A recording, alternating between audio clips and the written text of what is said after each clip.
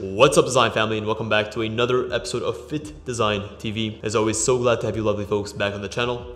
On today's episode, we'll be looking at the importance of planning ahead as a fashion brand. This is a trap that a lot of young fashion brands fall into because they just don't have the luxury of foresight. On today's episode, we'll be looking at not only why it's important to plan ahead, to plan your collections months, if not sometimes years in advance, but also how to do it in a step-by-step process, and I'll also go through the specific tools that you need to use to do so. So if you've ever had issues planning your products, making sure that you have the right product in the right quantities ready to launch when your customers need it the most, well, this is the episode for you.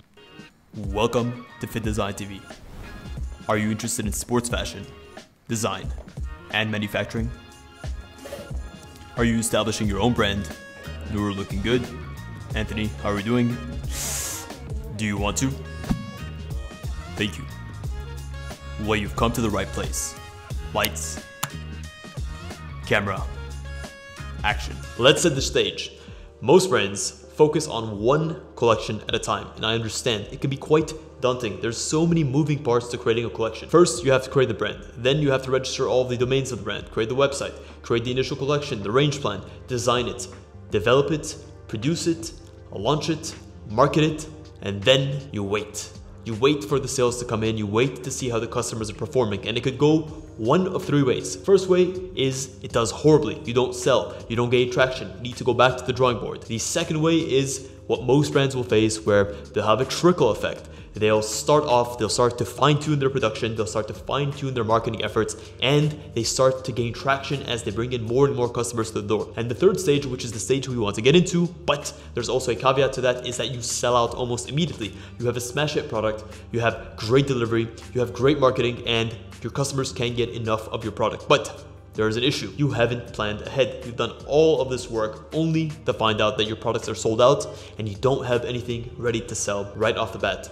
Well, what do? You can't just snap your fingers and all of a sudden you have products in your warehouse, in your inventory, ready to sell. This is where planning ahead comes in. You don't want to do all of this work to spend all of your marketing revenue simply so that you find yourself with not enough product to satisfy customer demand, because customers will see this as a negative. If you're not willing and ready to sell them what they want, that's on you.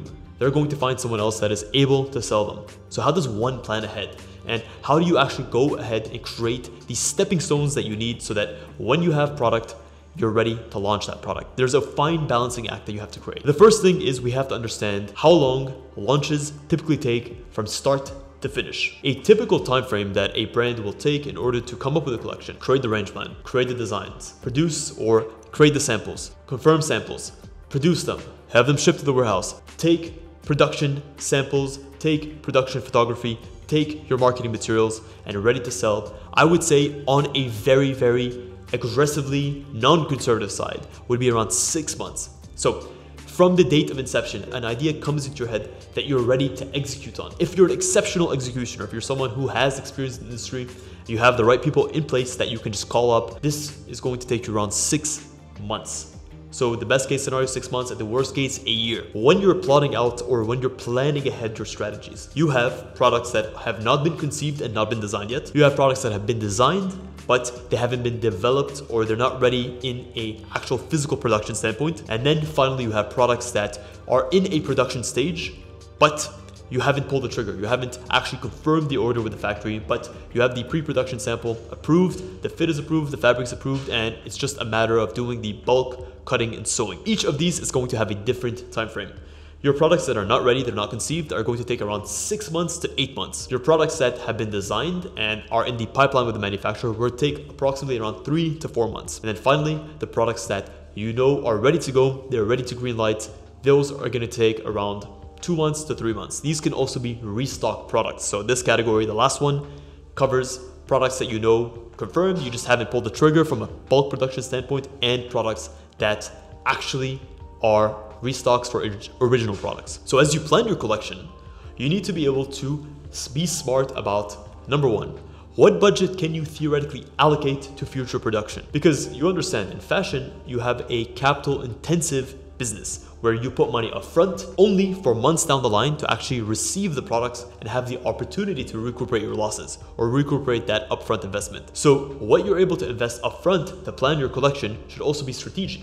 You can't deploy $100,000 of capital 10 months or 12 months before you're even able to receive the product, because you just won't have the cash flow necessary within that upcoming 12 months in order to run and maintain your business. So you need to see what operational cash flow that you have accessible to you in order to make these investments and when you're able to go ahead and pull the trigger. So let's just say you have $100,000 of capital and you want to plan the next year in advance. Planning a new collection means that 6 months before, you have to put at least half of the amount of that collection up into the production. So let's just say a collection costs you $50,000.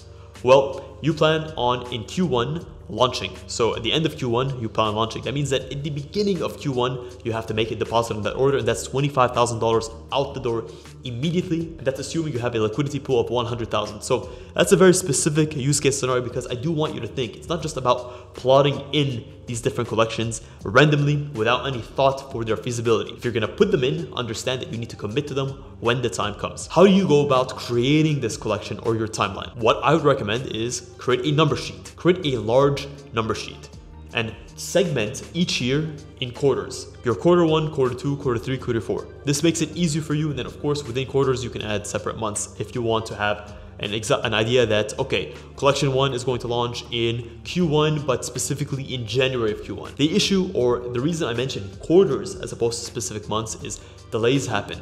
Things get delayed. So being rigid about specific months sometimes does not work for you. You may end up with a January collection being launched in a February timeframe because of XYZ. You have 3 core categories of launch styles. You have new products that you haven't conceived yet. You have existing products or products that you know are ready to go, you just need to pull the trigger on.